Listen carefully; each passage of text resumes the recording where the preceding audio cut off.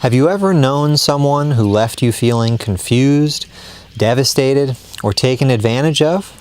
Maybe all at once? Maybe you did something wrong yourself to deserve this treatment, and maybe you were being manipulated by someone with little to no empathy. Having empathy for people is great, a critical skill for being a productive member of your family and your community. A necessity to have a true, loving relationship with someone. A prerequisite to being a good friend. Having empathy also makes you a target. If you extend your empathy to those who have no empathy for you, you will find yourself being taken advantage of, or worse. And who will take advantage of you? Sociopaths. Let's start with a little general definition and explanation of that term. First, know that sociopath and psychopath are essentially the same words used interchangeably by the common man to refer to the same type of person. Throughout history, some psychologists have tried to separate these into different categories and to break them down further. But in modern psychology, they're both lumped together. For the purposes of brevity, I will stick with sociopath through this presentation, but either word, sociopath or psychopath, is appropriate. When we think of the term sociopath or psychopath, many of us will immediately think of serial killers. And it's true, serial killers are sociopaths, but the vast majority of sociopaths are not serial killers, instead choosing to exert their manipulation over others in more subtle ways. Sociopath is actually an outdated term no longer used in modern psychology. The politically correct modern terms for this condition are antisocial personality disorder, according to the DSM, or dissocial personality disorder, according to the World Health Organization. But the meaning is the same, despite the cleaned up PC terms. I don't know about you, but personally, when I hear antisocial personality disorder, as a layman, I just think of someone that likes to keep to themselves, maybe stays indoors a little too much. And maybe that's the intent of the PC-sounding phrase, but the reality of the condition is much more dark. Sociopaths are not often hermits. In fact, one hallmark of sociopathy is a capability for superficial charm and starting relationships with people. This is not to say that all sociopaths are charming, which is a common misconception. After getting to know them even a little bit, most people would not describe the common sociopath as charming. They do, though, have the ability to turn on a convincing switch and interact with people in what seems a largely normal way. Maintaining healthy relationships for long periods, however, is always difficult, if not impossible, for the sociopath because of their inability to feel remorse, their lack of a conscience. If you are willing to say whatever people want to hear, most people will come out of the interaction quite pleased.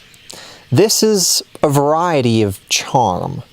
People who have any moral character shy away from saying things simply because it's what people want to hear, instead having personal morals and convictions of their own that they will hold to, even if it means not being as likable. A sociopath, on the other hand, understands that people want to be around empathetic people, and many are very, very skilled at faking this. The inability to feel real remorse for their actions is the most important defining feature of a sociopath. Remorse can be faked when appropriate, but sociopaths will always justify their actions somehow and feel like they are not at fault. They will always find a way to maintain a victim mentality. There were outside circumstances. They didn't have a choice, etc. Accusing a sociopath of bad behavior is like trying to squeeze Jell-O in your hand. Just when you think you have made a solid point and have a grasp, they ooze away into another unrelated point or attack on you, or fall back into their victim narrative. If you push hard enough, a sociopath may say the words of an apology, or something close to it, but they will not mean it. only using it as a tool, typically with a very quick spin into a guilt trip manipulation. I'm sorry then, fine, I'm a horrible person, I do everything wrong. Good example. This is prompting you to soften your statement, to retract some of what you said because of your empathy, which is their exact goal. Sociopaths cannot follow through with an apology unless they really see some clear, direct benefit to themselves from it. Important to understand, too, is that sociopathy exists on a broad spectrum, from small-time schemers to those who would ruin your life for a Snickers bar if they thought they could get away with it. Just because someone occasionally displays some elements of normal behavior does not mean they are not on the spectrum. Even people with minor sociopathic tendencies can be extremely toxic to your life. And so, now that we have a working understanding of what sociopathy is, how do we spot it and how do we deal with it? First, make a habit of analyzing your relationships and interactions with people. Sounds simple, but we rarely do. Most of us have developed strategies for getting things out of mind quickly, rather than examining them deeply. If we have an irritating interaction with a coworker, neighbor, or family member, we indulge in simple pleasures, immerse ourselves in a favorite hobby or entertainment, or we vent our frustrations by complaining to a sympathetic ear. All these things have their place, but a critical component that is often lacking is a deep, thoughtful examination of interactions, which should come first. We are constantly chided to not cast blame. And indeed, sometimes no one specific is at fault, and making endless blame trees for all problems in life is not a productive strategy or use of your time. But often, the other party in an interaction is decidedly in the wrong and manipulates you into thinking that you are the one that should feel bad. If someone in your life that is supposed to be close to you, a friend, a family member, is making you feel negatively in some way, for example, persistently feeling like you are being taken advantage of, being hurt, being neglected, being treated without respect, you should be able to approach this person and share your feelings with them. If they are not a sociopath, their first response will be to empathetically listen. If a friend of mine is feeling like I am mistreating them, like I'm not appreciating them, I will first listen and try to empathize with them, to figure out why they are feeling the way they are, and to think back and reflect on my own behavior. For a sociopath, the first response to such a sharing will be to treat it like an accusation, and to deflect, deny, and manipulate. Apologies are almost never offered, and if they are, will always be couched in manipulation. You're all familiar with the classic, "I'm sorry you feel that way, but..."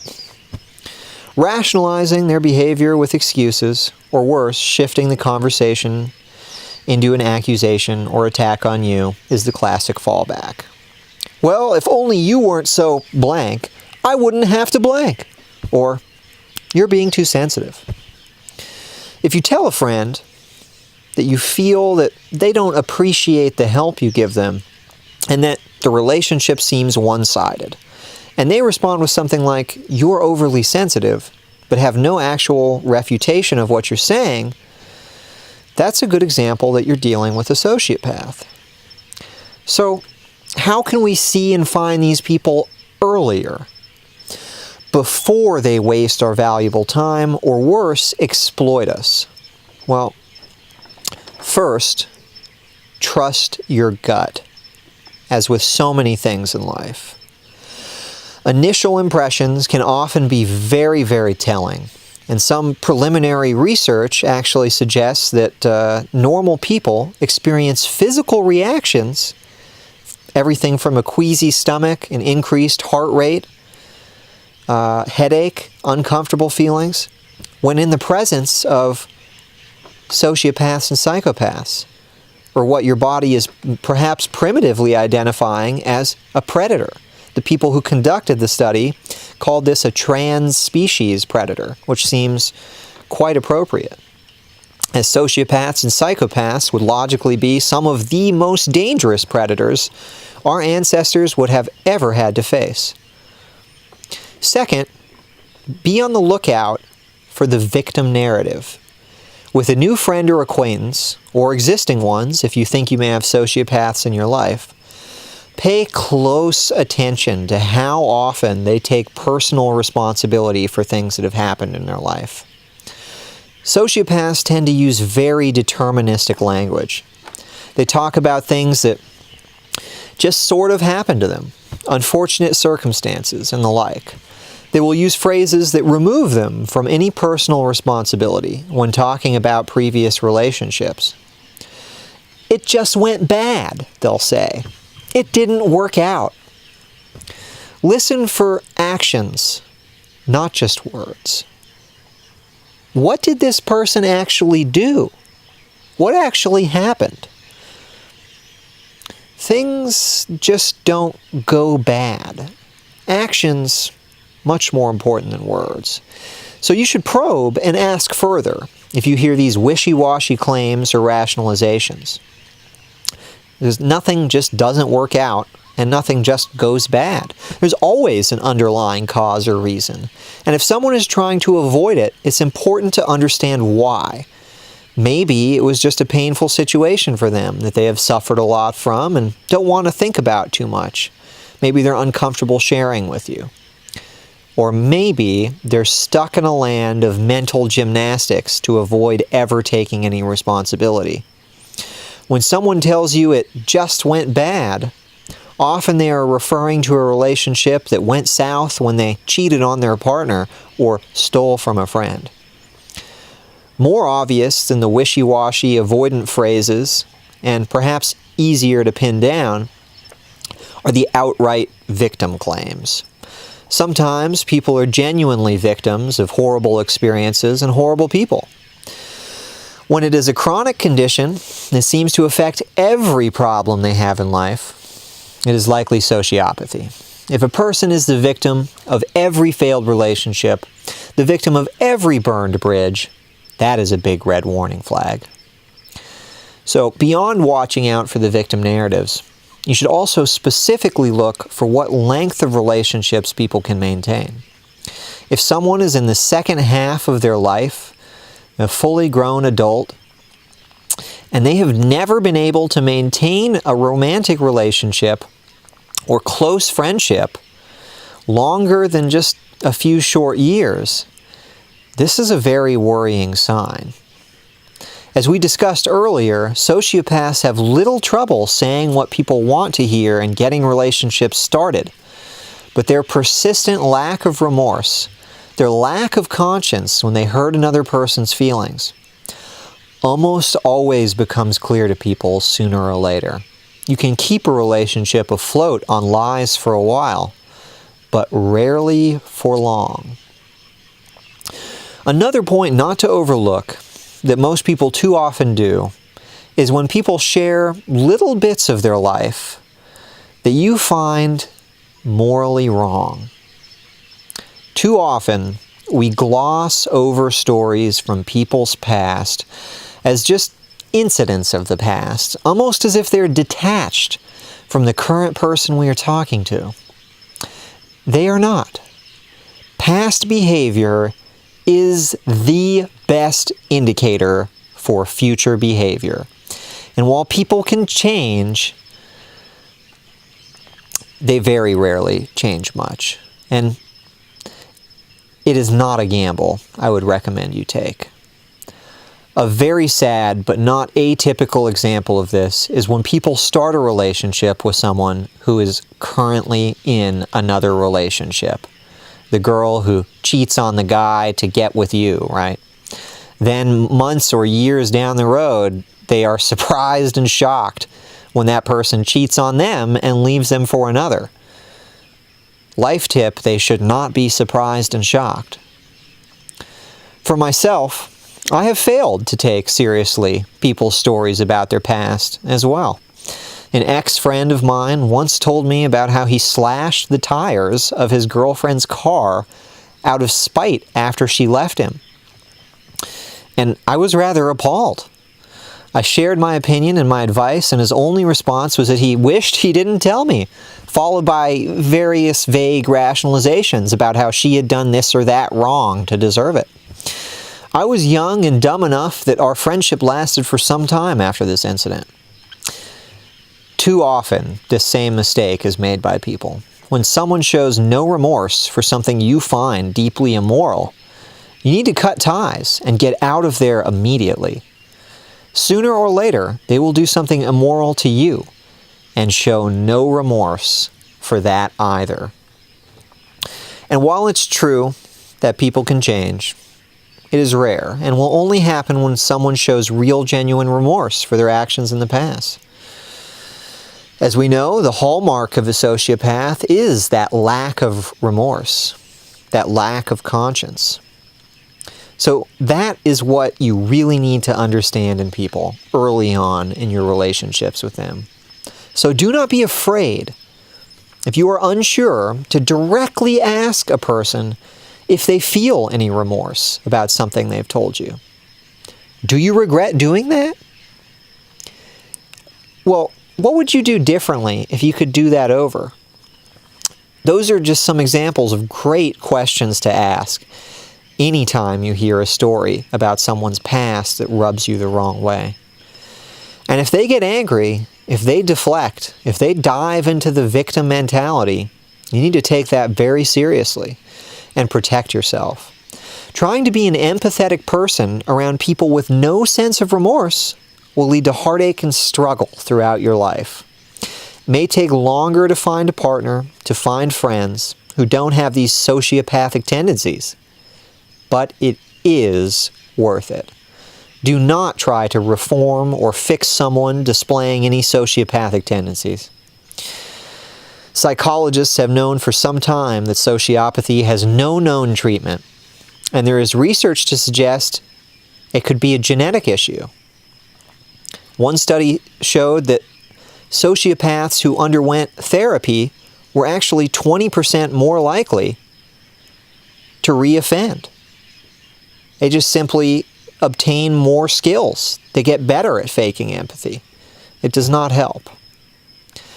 Now, you can give people a second chance if you feel like it.